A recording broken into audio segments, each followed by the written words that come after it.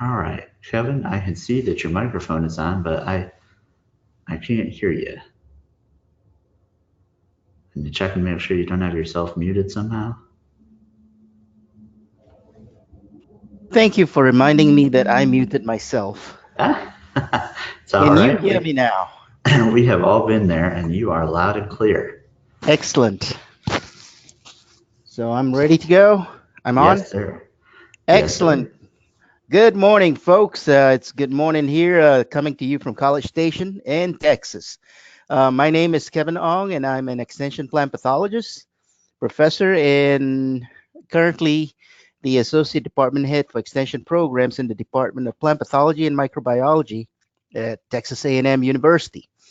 Um, So I was asked to talk about Rose Rosette disease about a year ago, and part of it is because I was one of a few folks that was on a huge grant, one of the specialty crop research initiative grants to study Rose Rosette, and my part as an extensionist was to try and monitor the extent of that disease and attempt to try and capture information for breeders, information to find if we can see tolerance or resistant germplasm that might be out there for roses.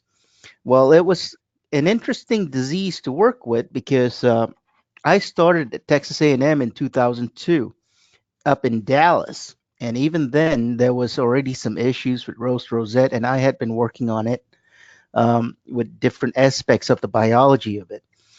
So, what I'm going to do today is to kind of introduce you to this disease called Rose Rosette. It's becoming more and more of an issue for landscape folks all around the country. In Georgia, especially, I think I've heard issues happening in nurseries and landscape pretty much in large urbanized areas and becoming a huge issue. And that's true for many states on the East Coast uh, and moving out west. Now, this is not a new disease by any chance.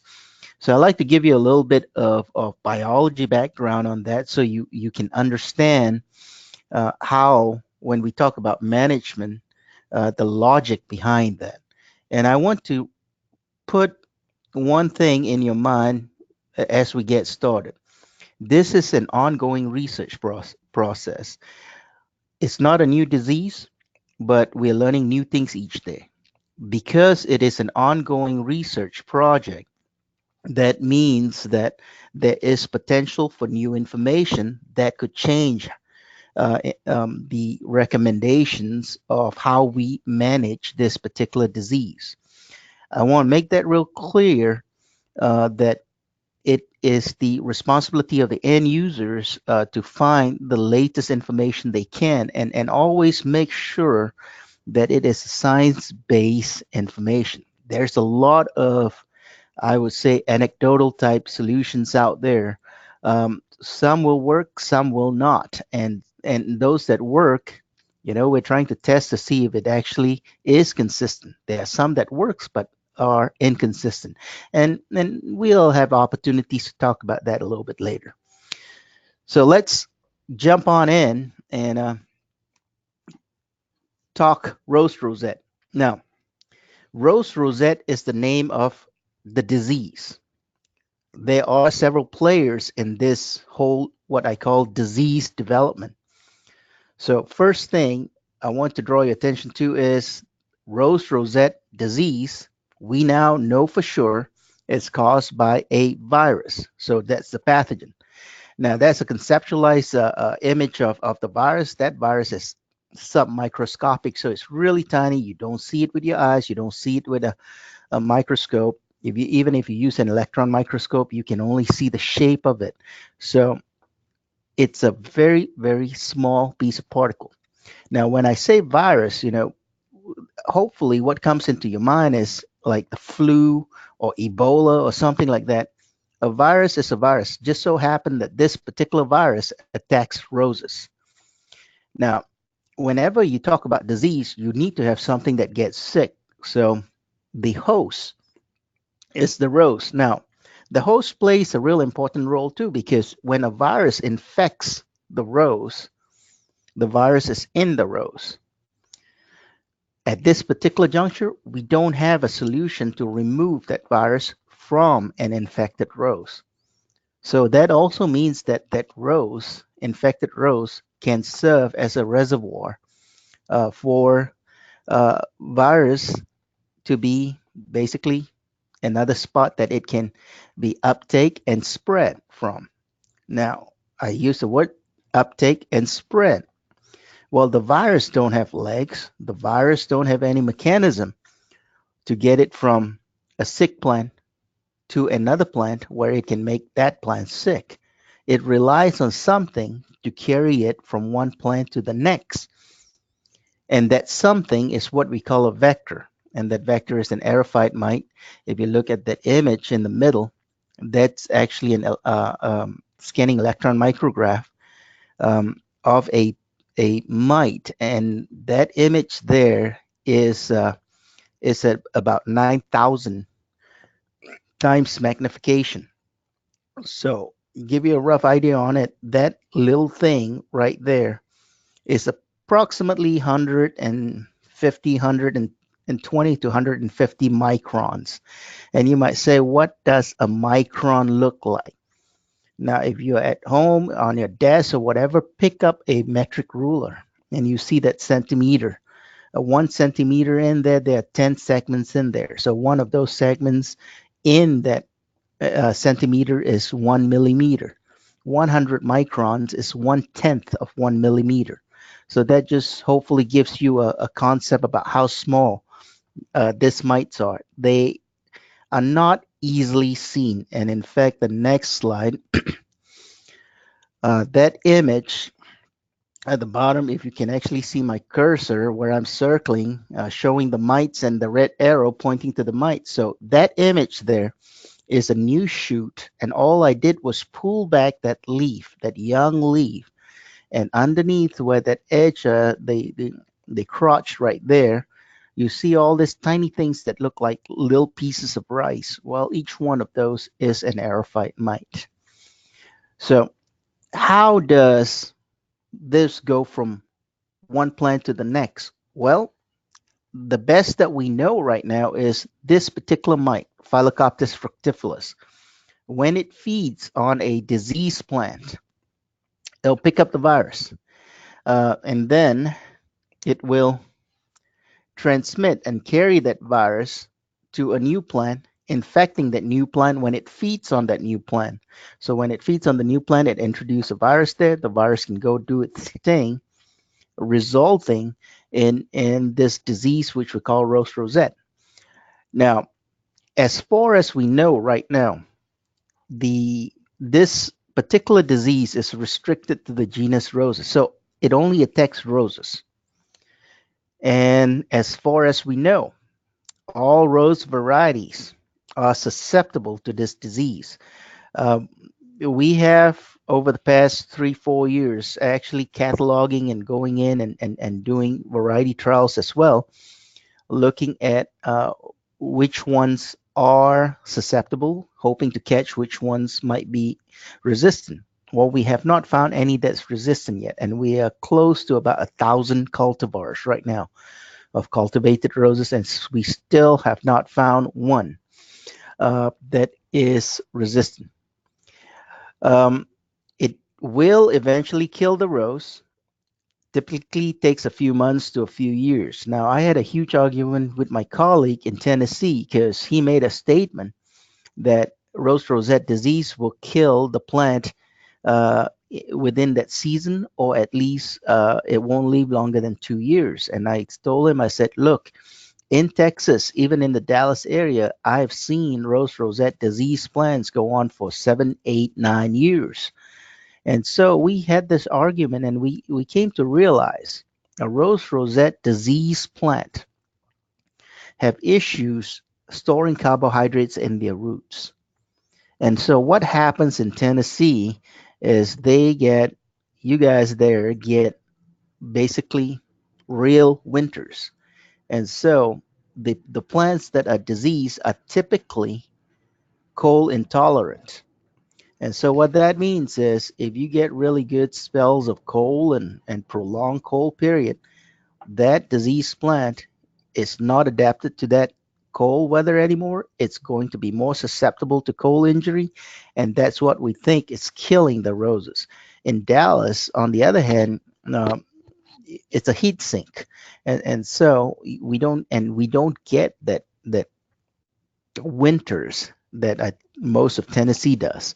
So there are several biological reasons to why the plants will die sooner or later. But as far as we know, with this particular disease, the plant will eventually die. Now, let's talk a little bit about symptoms because I think this is what's important in terms of recognizing what you're dealing with. This is an image, if you just walk up to a bush and this is a pink knockout, a double pink knockout. Um, to some folks, that coloration looks great, and some of it is actually new growth, but that is a diseased plant. Now, I wish I had taken a picture of a healthy one, which tend to have more green and not as much of things sticking out. I do have a close up of some parts of this plant. Now, when you look at this particular specimen, this is a pink double knockout from that bush earlier. Hopefully, you'll see a few things. One is the canes appears to be thickened. That's the twig on the left side. You also see increased red pigmentation. This red pigmentation is atypical on such older leaves for this particular cultivar. You also tend to see increased thorniness that is visible, at least on this two canes right here. Um, and the other thing that is less obvious, but we often see also, is this deformation of the leaves. So in this case, you got some cupping here to the point up here where the leaves are a little bit more strapped. And I do have additional photos. Let's go on and see. Now, this is another example of one that has a thickened cane. This is one thing that we have noticed that seems to be a common symptom that we see on disease plants, in addition to the rosetting, which on this slide, that little bunchy growth on the top or middle right side. And if you look at the canes coming out from that main cane, it's actually thicker. It's almost like twisted in a or turned in a funky way. And one other thing I do want to point out, and this just illusion on this slide here, where my cursor is, that purpling leaves. We do see some of that purpling, and that is contribution of what we call the excessive reddishness. Now, this additional images, the image on the left, that's very clear, abnormal thorniness. And not only that, that cane that shows that extreme thorniness right in the center of that image, that stem or cane is approximately 1.5, 2 times the diameter of a normal or what we would call healthy stem. Um, and again, the leaves in this particular one, you see more serration, so it's really an abnormal leaf formation. On the right side is a different specimen, and I believe that was a knockout, a pink knockout or red knockout. I'm not sure, but again, the what you see where my cursor is actually a flower bud, and everything that leads up to there, the internodes are not elongating normally, so they get squished up, giving that appearance of a rosette, or commonly known as a witch's broom. And the leaves, instead of the nice lanceolate shape, are all twisted and strapped and thin, which is quite typical on some cultivars of this disease. Um, the image here, this was samples from a cultivar, a new cultivar called Top Gun. Uh, it was thought to be resistant, but it's unfortunately it's not. Um, so on the top, what we have is actually two versions of the symptoms that are noted, and believe it or not, we could get positive detection of the Rose Rosette virus from all those species. Now, on that right of that image, this picture right here, you notice the leaves look normal, but it is chlorotic. But when you look at the stem, it's somewhat thickened, and there are a little bit additional, more than normal for this particular cultivar, thorns on it than not. There's some new growth here, but there are also some more than normal thorns, which is atypical for this cultivar. Now, this is one interesting thing that I want to note for you guys. When we talk or deal with cultivated roses, there are the complexity in the parentage is often missed. And as a result, with Rose Rosette disease, what we tend to find is we tell folks about these symptoms, excessive reddishness, excessive thorniness, um, and people tend to go, well, if there's a lot of thorns, that means there's excessive thorniness. And I have to remind folks, and this is a reminder for you guys, when you think it might be rose rosette, the first thing you want to do is go back and say, what cultivar is this rose that I'm looking at? And then pull up the information on that and then compare that. When I say excessive thorniness, that means it's going to have more thorns than what you would normally see on that cultivar. Just to give you guys an example, a couple of years ago on our Facebook page at Texas Plant Clinic, um, I put up a picture of a cultivar called Nearly Wow, which had some glyphosate damage on it. And I said, is this Rose Rosette? And 90% of the folks that played this poll game basically said, yes, it is, because it's thorny. And then when I showed them what a normal nearly wall looks like, that thorniness, it's normal for that particular cultivar. So take home message here is, before you jump and said that it's Rose Rosette because of thorniness or reddish coloration, check what is that cultivar normally supposed to look like. If it's showing excessive, then yes, you can suspect it is Rose Rosette disease. Um, the image on the right with the red arrows are just a few things that I do want to point out. Very often, we also find that on many plants, on many cultivars, that basically that we have detected Rose Rosette on, the blooms, the sepals actually shows deformation. So it becomes elongated, and quite often it's where you tend to see that excessive reddishness. Few other pictures to point out. The picture on the left, hopefully you can clearly see some of the thickened canes and some of the thickened canes with the excessive thorniness. Now, on the image on the right, I want you to focus in on the image of the blotchy redness. Um, on a number of cultivars, namely, we've seen this on the knockout and the drifts, and some of the other hybrid T-type roses. The leaves oftentimes will be strap or abnormal in shape. But then, even if it's not, we have seen this. Some people might say excessive reddish coloration, but it's actually a blotchiness to it, sort of a funky pattern. Um, Oftentimes, we find the interveinal areas turning purple, but it is not uniform in a sense that what turns purple. So if you start looking at leaves that shows a bunch of different funky symptoms and then having blotchiness on that leaf, then you ought to be suspicious of Rose Rosette disease.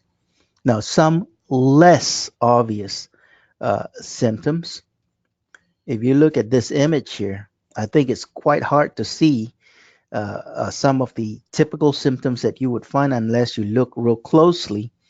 where at the bottom middle, where I have my cursor circling, well, let's see if I can do this. Uh, where I have that laser pointer, well, there we go with the pen. Where I'm circling right here, you'll see that thickened cane with the excessive thorniness. Um, then let's see what else. And if you look over on this side, you'll probably see some elongation and some strap leaves as well as over here. Now, from afar, when you look at this, hopefully what you tend to notice is that chlorosis or that yellowing, that general yellowing, and then the unevenness of that growth of the leaf. When you do see that, take a closer look because it could be nutritional for all that is, but then when you include all the other funky symptoms that is associated with a rose rosette, then you have a better handle of field diagnosing rose rosette. Another thing that we do tend to find in about, I say, 50% of the time is something like what I'm circling right now. One shoot that just shoots out from that bush itself. So an elongated shoot and then a rosette at the end of it. So that's another typical symptom. So what happens when this gets severe and this gets, a little bit further along? You end up with a plant looking like this. This is actually a picture taken at University of Delaware where we have a field trial out there. I don't remember what variety this is, but you can see hopefully some of the rosettes and the excessive thorniness on one of those canes, and the rest of those are pretty much dead canes or defoliated um, uh, canes. Um, Now, one of the things that we notice in terms of rose rosette disease and plants, you tend to find rose rosette disease, and on some varieties, one in particular, Lamarne, it is quite often associated with powdery mildew. So you find rose rosette, you find powdery mildew. In Delaware, they have found, at least on a number of them, if you find rose rosette and if it gets hit by black spot, that black spot is going to be worse on that particular cultivar, and you often get defoliation very quickly. So, in terms of symptoms, how many of those symptoms should you see before we can say that it's rose rosette? Now, this is the scary part and not a very good point for what a pathologist likes to hear, or a landscaper for that matter. We have found or detected Rose Rosette virus even only if you have a plant that shows one of those symptoms. That thickening cane, no thorniness, nothing for that particular cultivar, but we can still detect Rose Rosette virus. So this is one of the things that we're trying to learn more about. What combinations, what are the symptoms that are typically associated, that is true right across the board for rose rosette, and and basically we haven't found one that basically hits 100% of the time. I can tell you that very often people will recognize rose rosette when they see the witch's broom, that like that image at the bottom left, or on the witch's broom of the floral tissue. That's what people recognize most often. And secondly, is the excessive thorniness. And excessive thorniness, I think, as far as we have looked at cultivated roses, it will seem to be a common symptom on your drifts, on your typical landscape roses that you put out on a commercial landscape. But when you get to the hybrid teas, your shrub roses, it's a little bit more touch and go. You don't often see, always see the thorniness. So keep in mind, even if you just have one of those symptoms that I went through earlier, it could be still rose rosette. What you'll have to do in a case of a field diagnosis is to actually go in and basically say, um, can I rule out any other possible issue with this, whether it's nutritional or chemical or whatever. And if I don't have a good explanation, then I have to look to see whether it's Rose Rosette. Now, I'm a history buff. I like to know a little bit about, what I'm working on or studying on. And so I said, when did we start knowing about Rose Rosette? Well, this is the funny thing about Rose Rosette. The earliest report of it goes back to one that was came out at an annual report of a plant disease survey of Canada in 1940. And if you notice, I just cut and paste the part of the report that talks about this disease, and it says witch's broom question mark virus observed on some canes at modern Manitoba. Number of spines greatly increased on affected canes. As far as we can tell, this is the first time that a description of this disease that we eventually come to know as Rose Rosette disease was given.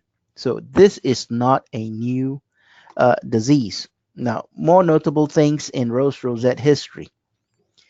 Um, Observations in California and Wyoming was reported in an article in 1953, and this points back to observations that were made in the 40s.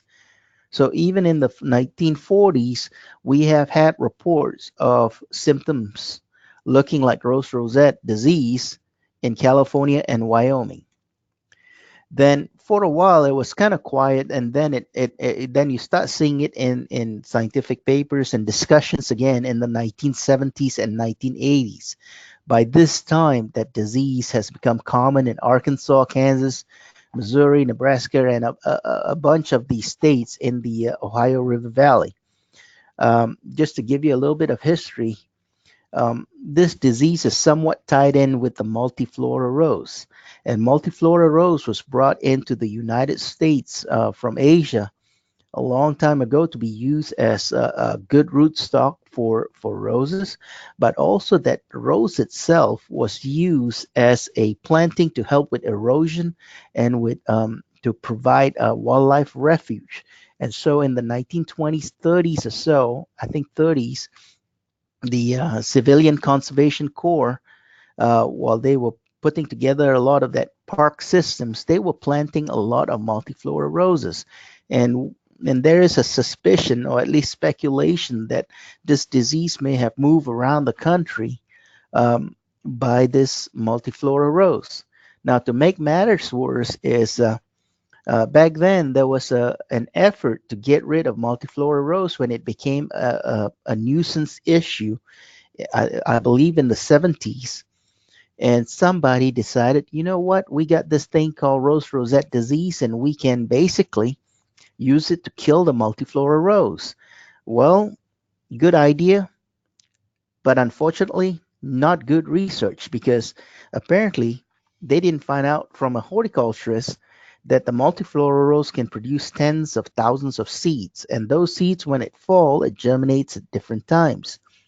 And so you got this Forest Service folks will go take a cane that shows symptoms, take it to what appears to be a healthy multiflora, and tie that cane to it. And by that time, they still think it might be a virus. They didn't know for sure.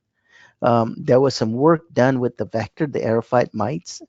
But sh- short story is that effort of using Rose Rosette disease as a biocontrol agent of multiflora rose did not work. Now, the other funny thing is there are at least a couple of scientific articles that basically say um, they have not found Rose Rosette on cultivated rose. And at least one of those articles, if I recall correctly, says there is little to no risk of this disease to our cultivated roses. So, you know, that was when they were studying that that disease as a biocontrol agent. Unfortunately, 30, 40, 50 years later, we're seeing that it is a huge issue on cultivated roses. Now, I'm in Texas. Our history goes back to about the 90s. where we did have a robust rose industry, particularly in East Texas around the Tyler area. And multiflora rootstock was used in the fields as the rootstock for those cultivated roses. So it's grafted roses. And we had some issues with Rose Rosette there. Around the same time, too, we had issues of Rose Rosette. This was more in the late 1990s, coming in from the north, from Oklahoma, into the Dallas Fort Worth area with this particular disease. So I like to rip my colleagues in Oklahoma, saying that they were the ones that gave Rose Rosette disease to Texans. Now, a little bit of scientific fact, and this might be surprising for some of you.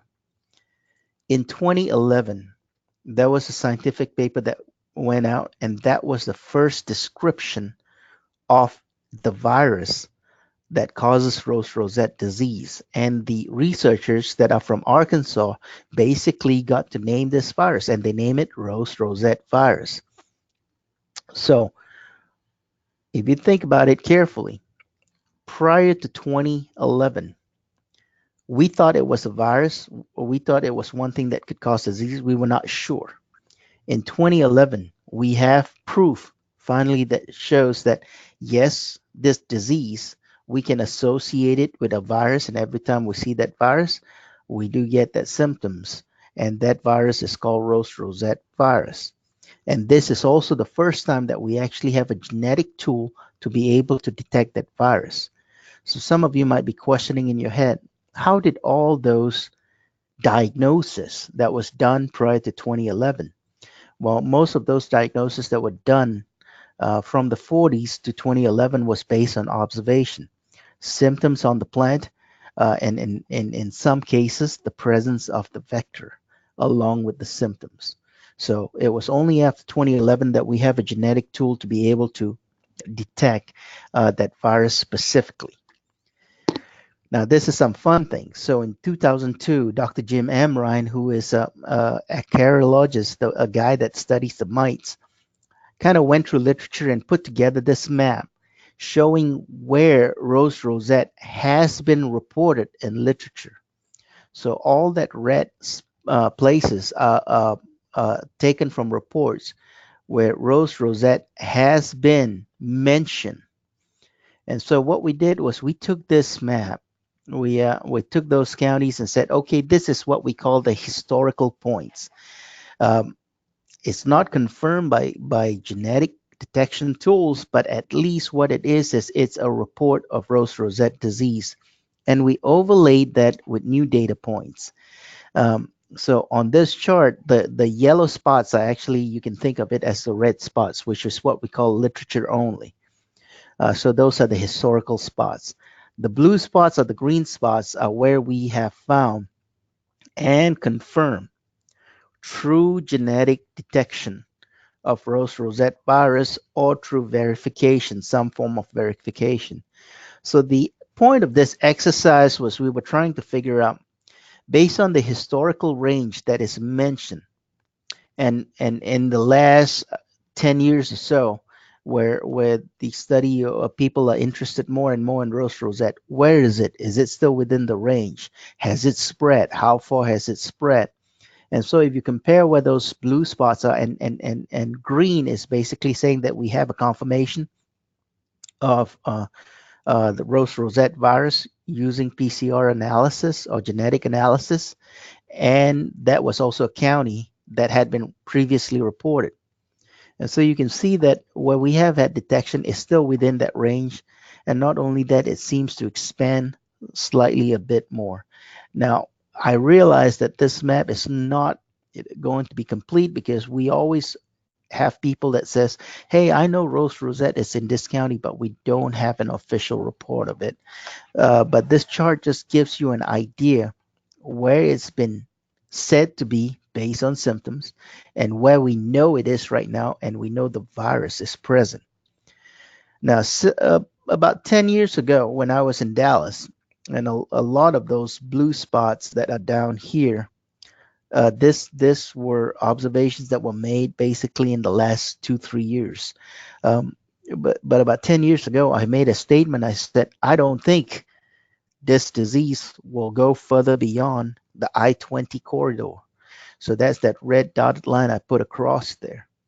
And then a colleague in Tennessee that had a survey done through Alabama and Georgia seems to agree with that. But then I said, in the last 3 years, that just doesn't apply in Texas anymore. We do see a lot of those in other urban areas south of the I-20 line. We have detected Rose Rosette disease in the Houston area, in the Austin area, and this earlier this year in San Antonio. And so, that line is not as true as we would like to think. Now, um, I just like to show this chart because it's kind of pretty and give you an understanding about how we do what we do. So different shades of blue right there, to try and allow at least some of us that are doing some research to understand how have that Rose Rosette disease incident been evaluated.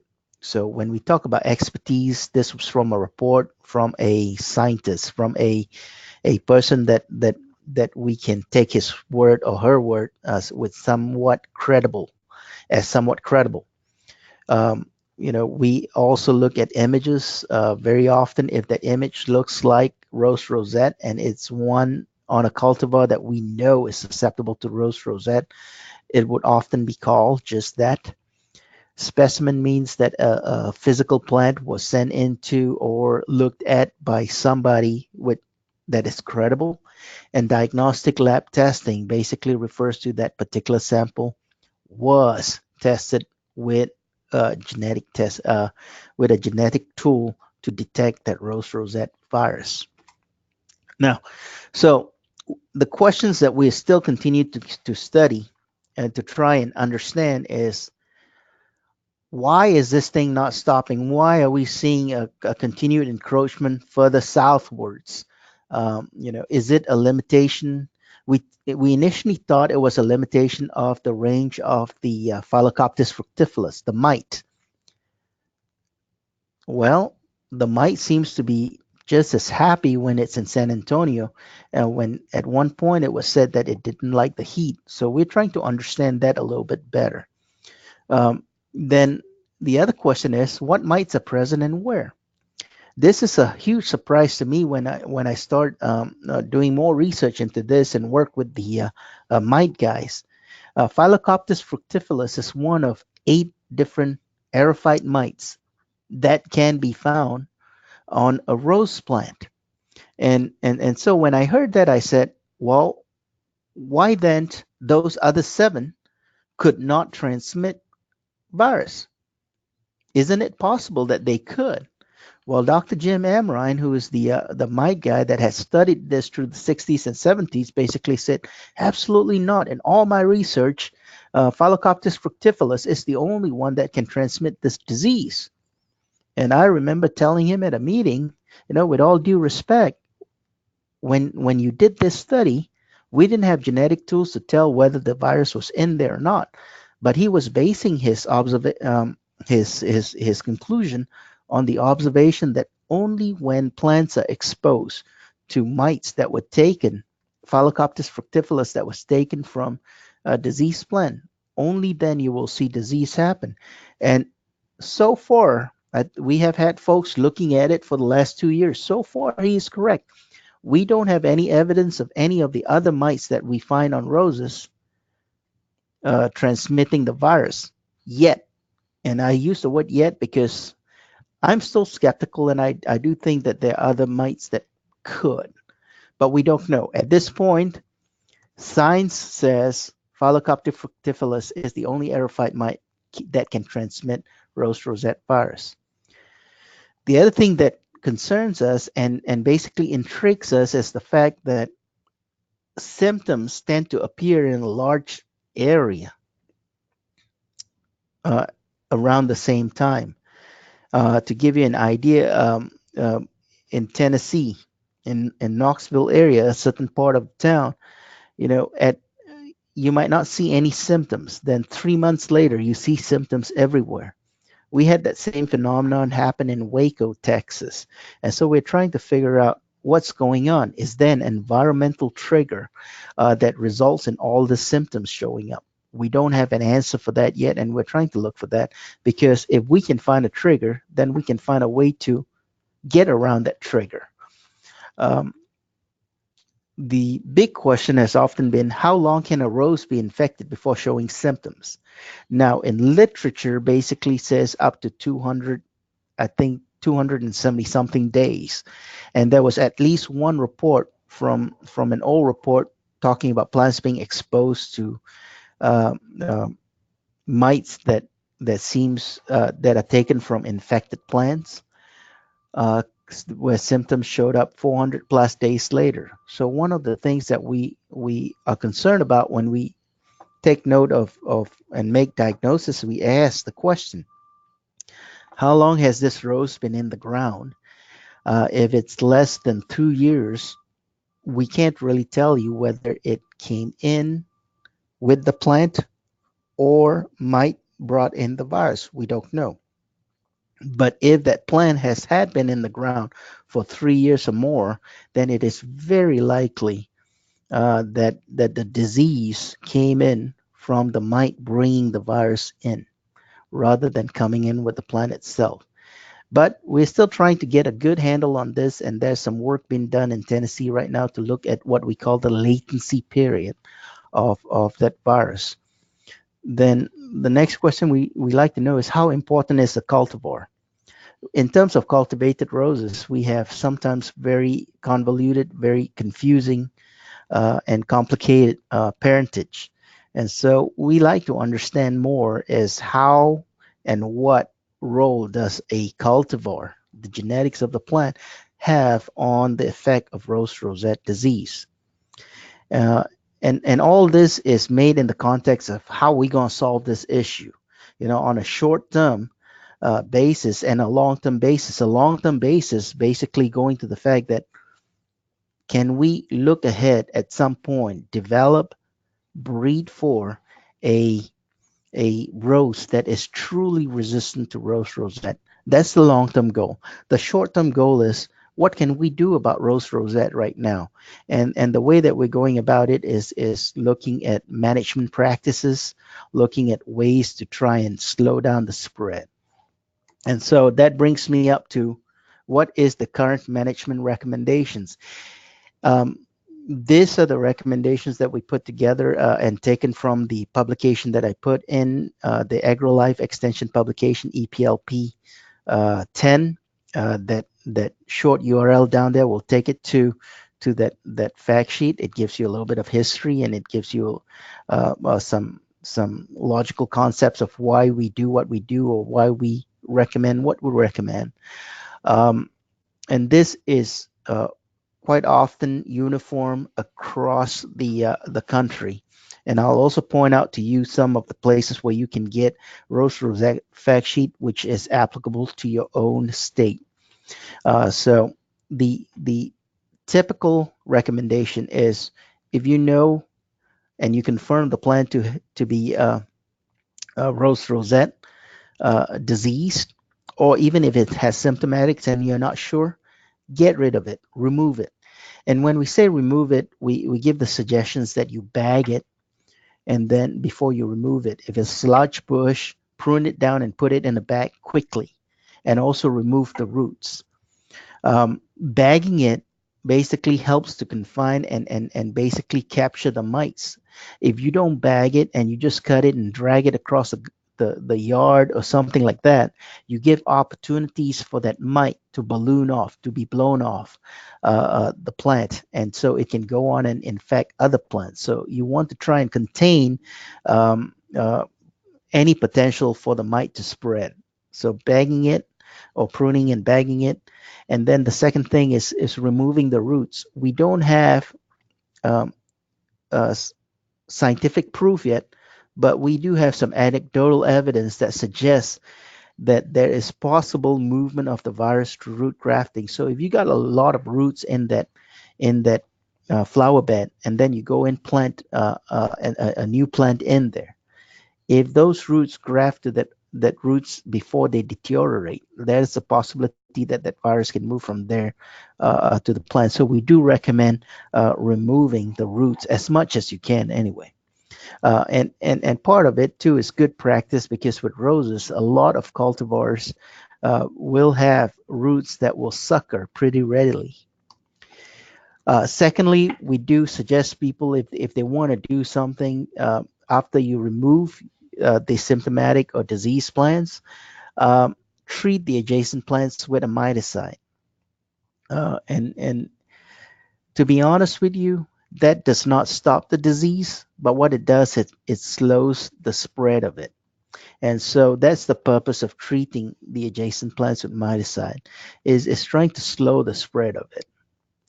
Um, Thirdly, we do ask that you would remove any wild roses, and I use the word feral because very often now with roses in urban areas, it's really not wild. It's basically a cultivated rose that went crazy because somebody didn't take care of it. And if you think about it, a rose is somewhat of a weed if you leave it alone.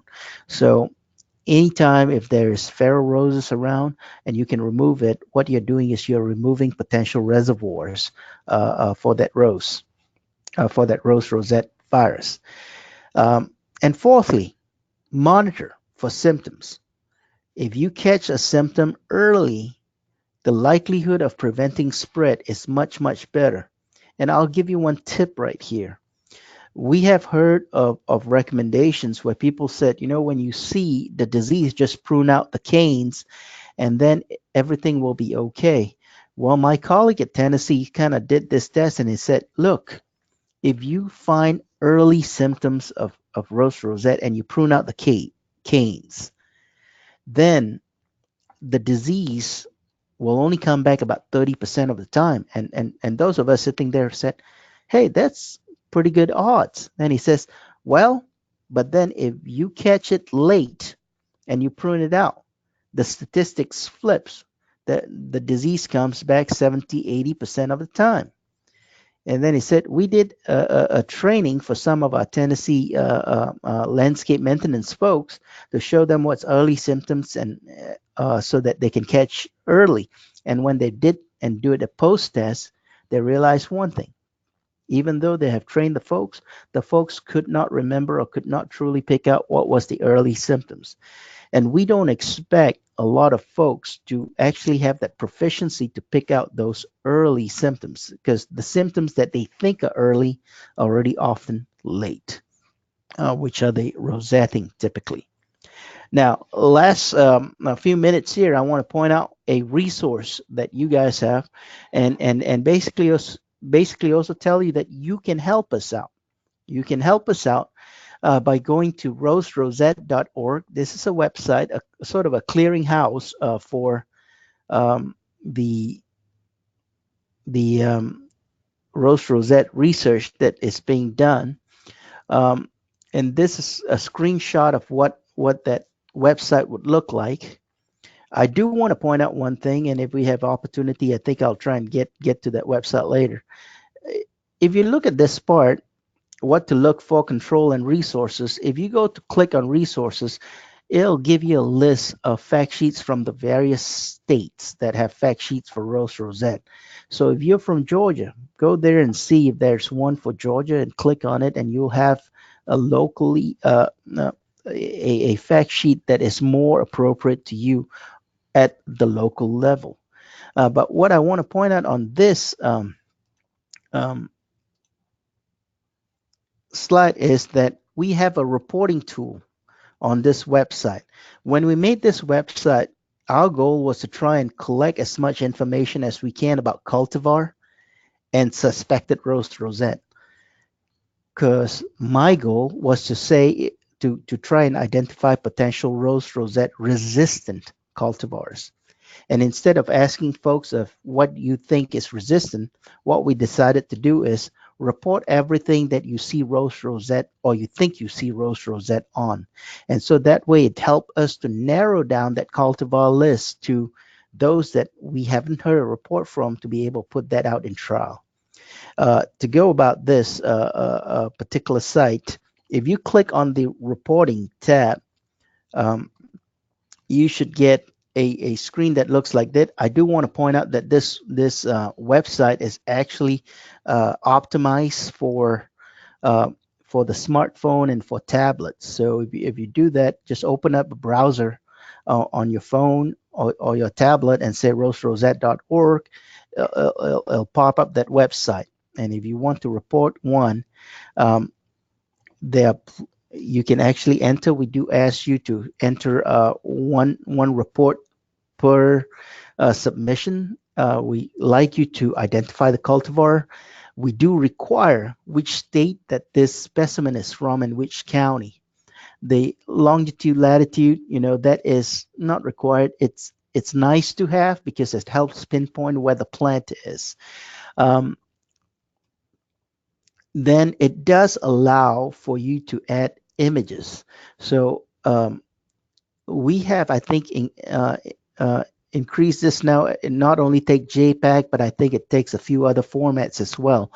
But the nice part about doing this on the phone or tablet is you can just go into your photo, I guess your photo file or photo app, and be able to, or click on it, upload photos directly from your uh, photo roll. Um, we do ask, I mean, this is optional, but as much details that one can add when they submit something is most useful to those of us looking at it. At this point, we can submit up to 4 photos per report. We are looking at ways right now to basically to allow for a bulk upload. So we have not gotten to that stage yet, but we're getting there. Uh, the roserosette.org reporting site will ask you for contact information. We hope that when you do this, you would be kind enough to share your contact information, because there's some bonus if you did that. And obviously there's a thing, the CAPTCHA there, to try and make sure that this is not a robot. When you hit submit report, I like to tell you what happens to that submission.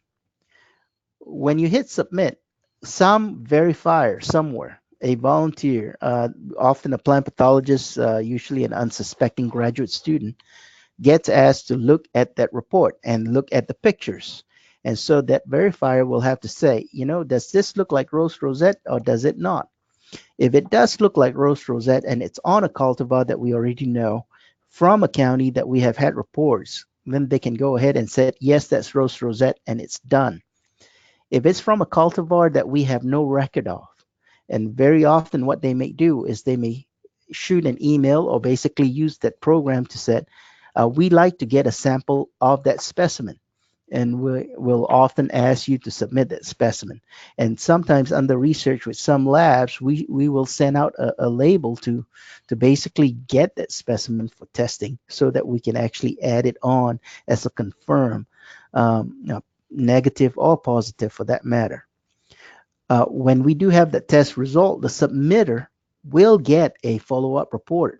One way or another, they will get a lab report saying that this is Rose Rosette or this is not, using the genetic detection method. And what that means is the volunteers that come and help us out with this, they become part of the solution of us getting closer to a solution for Rose Rosette disease. And when I say closer, how?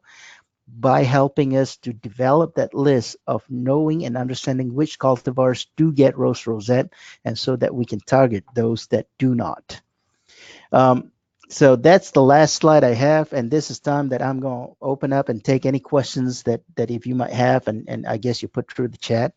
And I put up this current recommendation page again, just to keep it in the forefront of your head.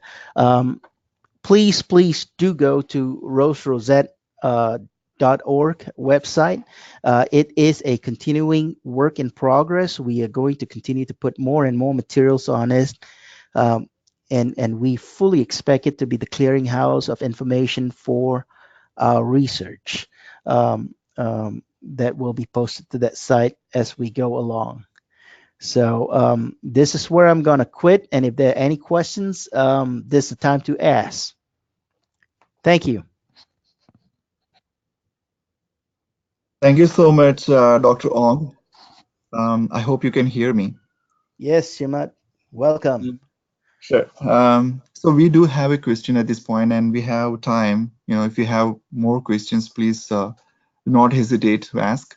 You can write it on the chat box or in the question. There is a box that specifically for that. So the first question that I got is there any specific miticides that really you recommend for controlling the mites?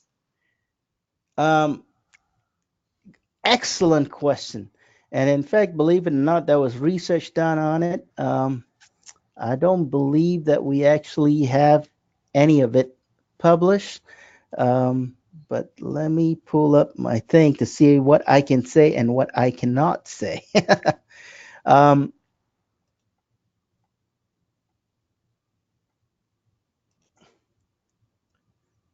so most of this mighty site work was done by Dr. Mark Wyndham in Tennessee. And I want to stress one thing first. The initial time when he did this research, it was done with weekly applications. And so what they found work with weekly applications were things like Akari, Contos, Forbid, and Telstar. So those are the trade names, active ingredient things like fenproximate, spirotetramet, or spiromethicin, methicin. Um, thing to remember about this is this initial study was done on a weekly application. He was surprised. I was surprised that it actually worked. And in fact, I believe they are in or starting their second year right now, looking at this materials at a 2 week and 4 week interval. So stay tuned. Hopefully, we'll put that out on the website when we have better information. Now, very often we get from landscape folks and urban folks or the rose enthusiasts, what exactly can we use? Well, we don't, if you're talking landscape, we don't think that Akari Kantos or Forbid would be something that is feasible on a weekly basis. It does provide some protection if you use it, biweekly or quarterly. We believe that it has some benefit there, but we're not um, absolutely sure until we get the data back. We do have a couple of recommendations for homeowners on residential landscapes. Bifenthrin seems to work, and again, it works best when you use it on a weekly basis. We don't know or we don't have good numbers yet when we look at larger intervals, but you can find a number of products with bifenthrin in it for the home landscape. And that's what we would suggest people to use. If they want to go a natural approach, we said use horticultural oils. Horticultural oils we know it's not effective when there's high mite pressure. It seems like if it's a low mite pressure area, it seems to deter it. We suspect that it may be due to changing the properties on the surface of the rose itself, so that the mite does prefer uh, it less, but we don't know for sure. So for residential landscape, what we say, if you want to spray something on there and it's not a foolproof, would be to use materials that contain bifenthrin or use horticultural oils. So, Dr. Ong, there is a follow-up question on that. Any thoughts on horticultural oil for mite control? Um, as I mentioned earlier, horticultural oils, as far as we've looked at it, um, it is, I wouldn't say use the word useless, but it's ineffective when you are in an area where there is high mite pressure. So in other words, if there's a lot of mites, it's not going to work at all or slow it down. But if you are, let's say, in a peripheral area where you don't have a lot of rose rosette confirmed cases, then horticultural oils does seem to act as a deterrent. Now, I do want to stress one thing, whether it's bifenthrin or horticultural oils, you are going to use this in a preventative fashion. Great. We have a couple more questions. So in Tennessee, is this disease killing just knockout roses, or is it affecting others? No, not just knockouts. And I mentioned earlier in this thing that at this point, all cultivated roses, as far as we know, all cultivars of roses are susceptible to this disease. We're still trying to find the ones that are not. What I hope by the end of this year, or at least early next year, the first quarter of next year, on the roserosette.org website, we will make the database available that people can go in and search for a particular variety to see whether we have data on whether or not Rose Rosette has been detected on it. But not only in Tennessee, but in all parts where we find Rose Rosette in this country. Um, the problem becomes obvious in knockout roses because a lot of knockout roses are planted, but knockout roses is not the only cultivated roses that gets hit by Rose Rosette. We see drifts and are quite susceptible to it as well. And we got a lot of different roses that we have come across and detected the virus on it. So at this point, we don't have what we're going to say is all cultivated roses at this point appear to be susceptible to Rose Rosette. And in terms of the question, does it kill? Um, my understanding in Tennessee is that knockout roses do get killed, but other roses do as well. When a plant is infected with the rose, it has tendency to not put a good carbohydrate storage in the roots, making it less tolerant to cold type conditions. And so very often you'll see the rose dying because of winter kill. Next question. Next question. Okay, so what is known about how far the vector is normally able to travel without being transported by humans? Um, so the primary way that the vector is believed to be moving the virus is this little tiny mite. They can walk from plant to plant. So if you got plants next to each other and the branches are touching, that's where you tend to see the pattern of spread. But the primary way that we believe that the mite is being or transmitting the virus is that mite actually flies. I mean, can balloon. I mean, it doesn't have wings, but it's small enough that and in fact, if you go to the roserosette.org website, I believe we have a video there of the mite standing up on its back end and waving in the air, like trying to catch air. And so if it catches air, it just gets blown. And the question is, how far? Great question. I don't have an answer for that. I can tell you this that Dr. Mark Wyndham's group at one point was testing various sort of uh, I guess you could say walls, from fences to using tall grasses as a way to capture those mites before it hits the garden. Um, Sometimes it works, sometimes it does not. But if you talk about distance, that's a great question. I don't think anybody has actually closely looked at the range of how far this mite can go. We have one more question. How effective are systemic insecticides such as imidacloprid against mites? Excellent question. So early on, and this to show you again is how research have changed what we recommended. Early on, when we didn't have any information, we actually suggested people to use ivermectin um, or imidacloprid as a miticide. Um, and what we found is, imidacloprid and um, what was the other one? Imidacloprid and ivermectin uh, does not work very well. And when you talk about systemic, imidacloprid is indeed the systemic. So even if it gets in the plant, and by the way, the spirotetramat and spiromethicillin is also a systemic.